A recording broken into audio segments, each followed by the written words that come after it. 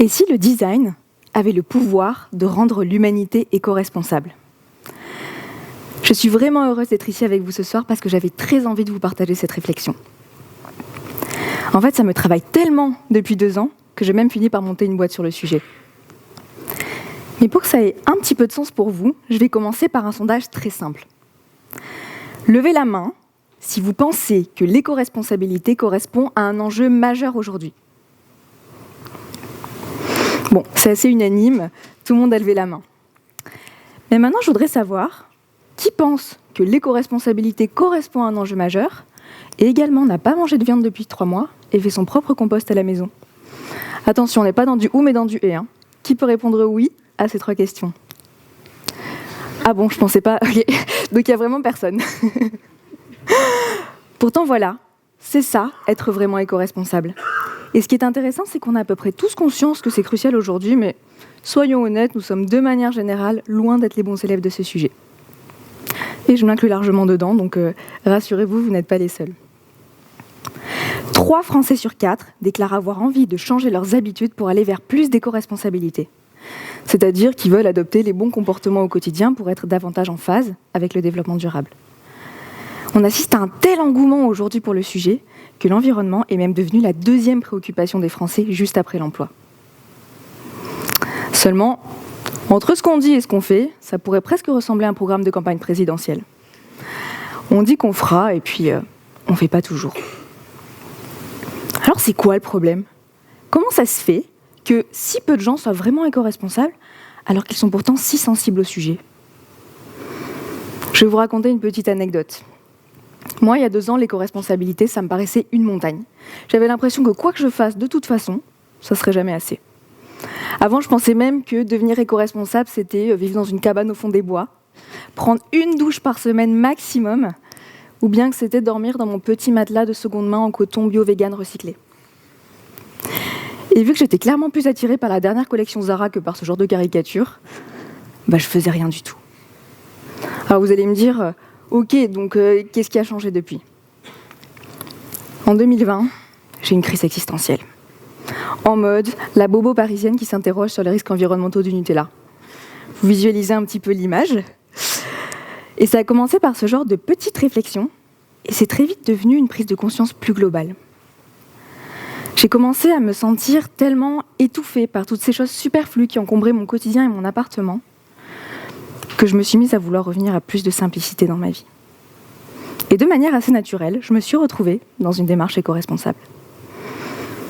Et là, ça a été un énorme déclic. L'éco-responsabilité touche en profondeur à notre rapport au monde et à nous-mêmes. Le chemin pour y aller doit nous correspondre, ou nous ne ferons juste pas partie du voyage. Tout le monde nous dit « il faut faire ci, il faut faire ça, ne mange plus de ci, ne voyage plus là ». Mais toutes ces injonctions ne nous aident pas à rendre cette démarche adaptée à nos peurs, à nos préférences, bref, à notre identité. Face aux enjeux environnementaux actuels, la Terre a besoin que le plus grand nombre adopte la démarche éco-responsable. Et pour que ce soit vraiment le cas, il est indispensable que chacun puisse s'approprier les enjeux communs pour en faire sa propre expérience. Alors, par chance, lors de mon épiphanie existentielle, je faisais un master en design, où je baignais dans ces concepts jour après jour. Et justement, la magie du design, c'est de concevoir un produit ou une expérience pour qu'elle soit en adéquation avec les besoins, les valeurs et les modes de vie des êtres humains. Alors, au lieu de vouloir changer les gens, pourquoi est-ce qu'on n'essaie pas plutôt de changer la façon dont on adresse le problème?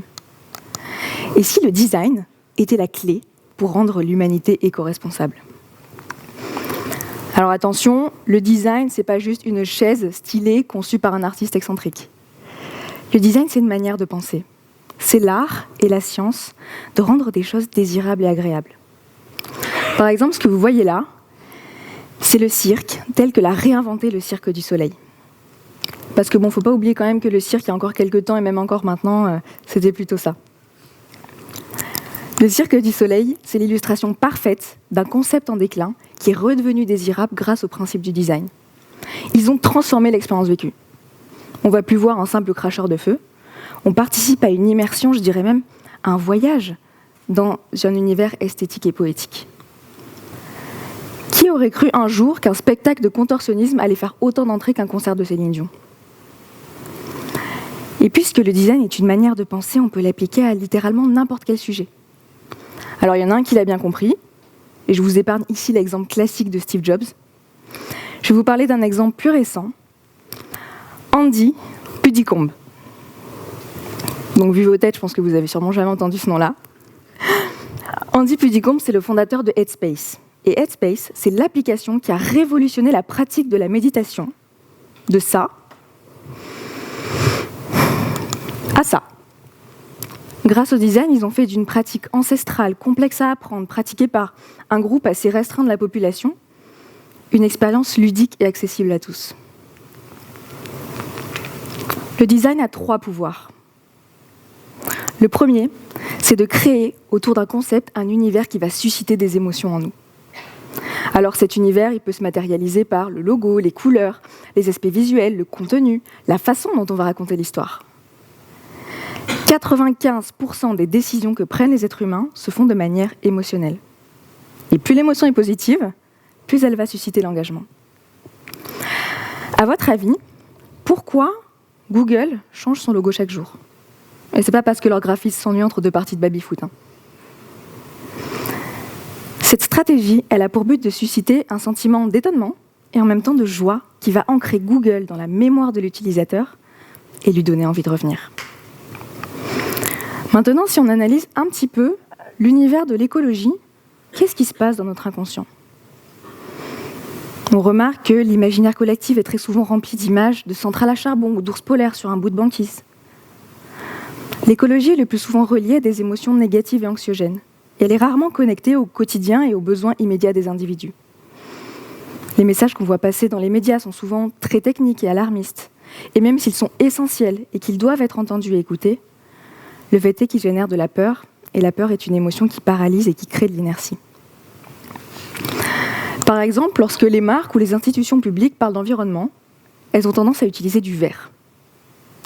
La science des émotions par les couleurs nous montre qu'il est plus puissant de montrer une couleur pour l'émotion qu'elle génère, plutôt que pour le concept qu'elle évoque. Alors plutôt que d'utiliser du vert parce que c'est la couleur de la nature, pourquoi est-ce qu'on n'utiliserait pas plutôt du jaune pour susciter la joie et l'enthousiasme, ou du orange pour stimuler la créativité? Vient ensuite le deuxième pouvoir du design. On l'a vu, il permet de créer des émotions spécifiques, mais son deuxième pouvoir, c'est d'orienter, voire de totalement modifier nos comportements. Cet objet, je pense que vous le connaissez tous. Dès sa sortie en 2007, nous avons quasiment tous adopté l'iPhone pour en faire un objet familier, presque intime du quotidien.